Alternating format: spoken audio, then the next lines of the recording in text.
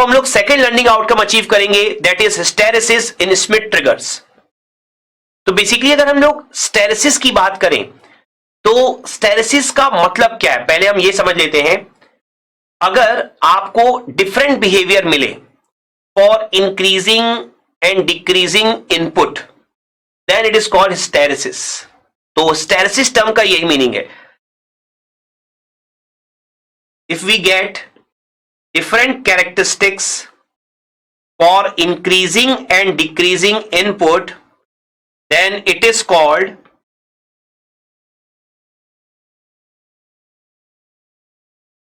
hysteresis।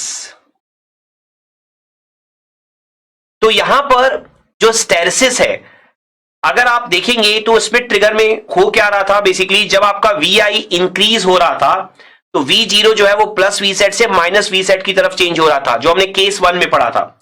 और जो आपका केस 2 था उसमें क्या हो रहा था, जब VI आपका डिक्रीज हो रहा था, नेगेटिव हाफ साइकिल की तरफ जा रहा था, तो जो आपका V0 है वो माइनस वी सेट से प्लस वी सेट की तरफ चेंज हो रहा था। इसका मतलब जब आप इनपुट को इंक्रीज कर रहे थे तो प्लस वी सेट से माइनस वी सेट हो रहा था, जब इनपुट को आप डिक्रीज कर रहे थे तो माइनस वी सेट से प्लस वी सेट हो रहा था। तो डिफरेंट बिहेवियर था आपका, तो उसे हम क्या कहते हैं, हिस्टेरेसिस। जो मैंने भी आपको बोला, मैं आपको अभी ड्रॉ करके दिखाता हूं, उससे आपको और ज्यादा क्लियरिटी मिलेगी।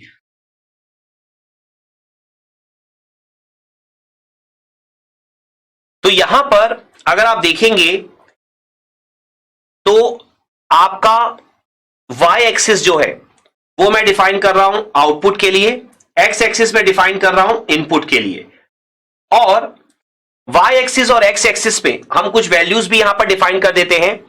vi बेसिकली कंपेयर किससे होने वाला है, VUT और VLT से। हमें पता है VUT पॉजिटिव वैल्यू है, तो हम यहां पर पॉजिटिव x एक्सिस में VUT शो कर देते हैं, और VLT चूंकि नेगेटिव वैल्यू है इसलिए नेगेटिव x एक्सिस में हम VLT शो कर देते हैं। तो VUT और VLT हमने यहां पर शो कर दिया है।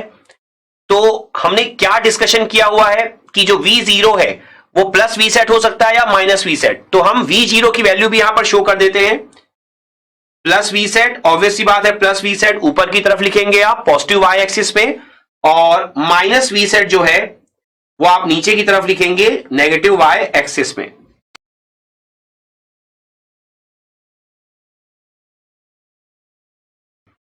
तो यहां पर जो आपने वैल्यूज अब शो कर दी हैं VI और V0 की, जो आप कंपैरिजन के लिए यूज करने वाले हैं, तो अगर आप ध्यान से देखें तो हम लोगों ने केस 1 में क्या डिफाइन किया हुआ है। केस 1 में हमने ये डिफाइन किया है कि जैसे ही VI VUT से बड़ा होता है, मतलब VUT के बाद होगा क्या कि जो V सेट या जो V0 जो प्लस V सेट पर है वो कहां चेंज हो जाएगा, माइनस V सेट पर चेंज हो जाएगा।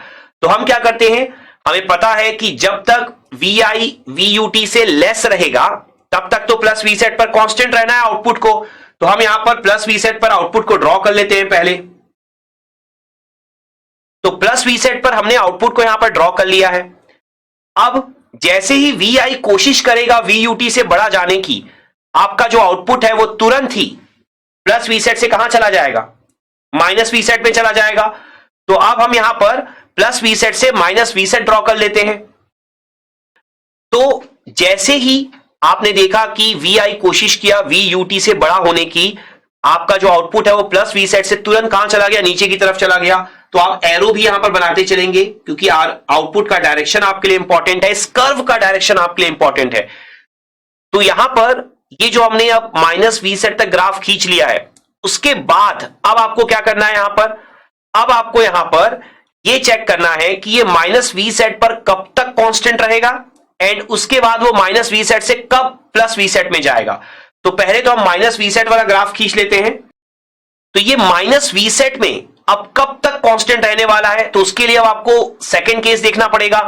हम लोगों ने सेकंड केस में क्या देखा है कि जैसे ही आपका VI VLT से छोटा होता है, VLT से VI छोटा होता है, मतलब जैसे ही आप VLT से लेफ्ट साइड जाएंगे तो आपका जो माइनस वी सेट है वो किस पे चेंज हो जाएगा, प्लस वी सेट में। तो अभी आपका एरो कैसा गया, इस तरीके से गया, ठीक है ना, आप इस तरीके से मूव कर रहे हैं। अब जैसे ही VI लेफ्ट साइड जाने की कोशिश करेगा VLT से, आप तुरंत कहां चले जाएंगे, माइनस वी सेट से प्लस वी सेट। तो अब जो आपका फाइनल बनेगा लाइन, वो कैसा बनेगा, आपका जो पूरा कैरेक्टरिस्टिक्स है वो कंप्लीट हो जाएगा। तो यहां पर अब आप देख सकते हैं जैसे VI VLT से छोटा होने की कोशिश किया, आपका जो कैरेक्टरिस्टिक्स है वो ऊपर की तरफ मूव कर गया और आपका जो पूरा ग्राफ है वो कंप्लीट हो गया। और आप इस ग्राफ से देख सकते हैं कि ये इस तरीके से जा रहा है, तो आप यहां पर भी एरो बना सकते हैं। तो ये पूरा का पूरा आप देख सकते हैं क्लॉकवाइज मूवमेंट है। तो ये आपको याद रखने में आसान रहेगा कि आपको क्लॉकवाइज बनाना है। लेकिन मैं यही आपको सजेस्ट करूंगा कि आप प्रोसेस को समझिए, ग्राफ को याद मत करिए। तो जो प्रोसेस है वो यही है कि जब VI VUT से बड़ा होने की कोशिश करेगा प्लस VSET से माइनस VSET, जैसे ही VI VLT से छोटा होने की कोशिश करेगा माइनस VSET से प्लस VSET। तो जो मैंने आपको लिखाया अभी definition, if we get different characteristics for increasing and decreasing input then it is called hysteresis.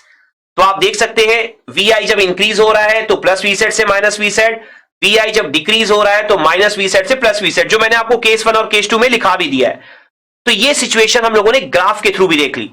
तो यहां पर ये जो हम लोगों ने हिस्टेरेसिस देखा है, यहां पर अब एक बहुत ही इंपॉर्टेंट टर्म आप डिफाइन करते हैं, हिस्टेरेसिस विथ, या इसे हम हिस्टेरेसिस वोल्टेज के नाम से भी जानते हैं। बेसिकली ये होता है आपका VUT माइनस VLT। तो हिस्टेरेसिस वोल्टेज आपका होता क्या है, हिस्टेरेसिस वोल्टेज आपका होता है ये वाला वोल्टेज। ये जो वोल्टेज है आपका, ये कहलाता है VH हिस्टेरेसिस वोल्टेज, VUT से लेकर VLT तक। तो यहां पर जो हम लोगों ने हिस्टेरेसिस वोल्टेज निकाल लिया है VH, उसका हम फॉर्मूला भी निकाल सकते हैं। तो फॉर्मूला के लिए आपको वैल्यूज पुट करनी होंगी जो आपने ऊपर कैलकुलेट किया है। आप चाहें तो स्टैंडर्ड वैल्यूज भी पुट कर सकते हैं, या आप चाहें तो VREF वाली वैल्यू भी पुट कर सकते हैं। मैं आपको यहां पर दोनों पुट करके दिखाता हूं। तो यहां पर अगर मैं स्टैंडर्ड वैल्यूज पुट करूं जो स्टैंडर्ड सर्किट से हमें मिली थी, तो वो वैल्यू थी आपकी plus VSET R1 upon R1 plus R2 minus, और VLT में भी एक माइनस साइन था, तो minus VSET R1 upon R1 plus R2। तो ये दोनों वैल्यूज जो हमने पुट कर दी हैं, उससे हमारा VH का आंसर क्या हो गया, आप देख सकते हैं माइनस माइनस प्लस हो जाएगा। तो आपका आंसर कितना बन जाएगा, ये बन जाएगा 2 VSET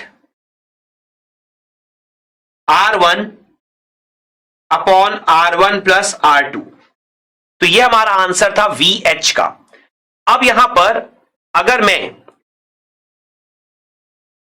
रेफरेंस वोल्टेज वाले फॉर्मुलेज यूज करूं, तो आप देखिए आंसर में क्या कोई चेंज आएगा। तो plus VSET R1 plus VREF R2 upon R1 plus R2 minus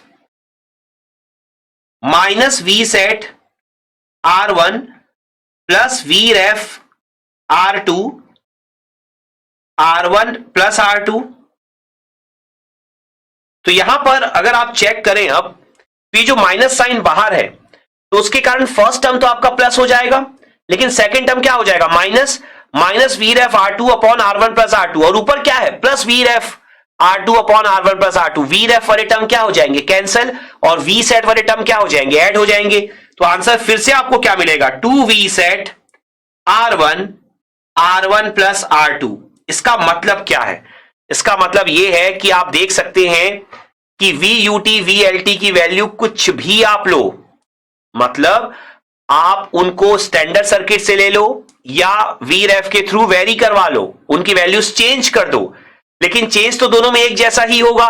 इसलिए उनका जो डिफरेंस है, दैट मींस जो हिस्टेरेसिस वोल्टेज है, वो ऑलवेज क्या रहेगा, आपका कांस्टेंट रहेगा। ठीक है, तो आपको हमेशा ये पॉइंट ध्यान में रखना है कि hysteresis voltage is always constant. ठीक है, वो हमेशा VUT माइनस VLT रहेगा और ऑलवेज आपको फिक्स वैल्यू देगा, चाहे VUT VLT की वैल्यू आप कितनी भी चेंज क्यों ना कर लें। क्लियर?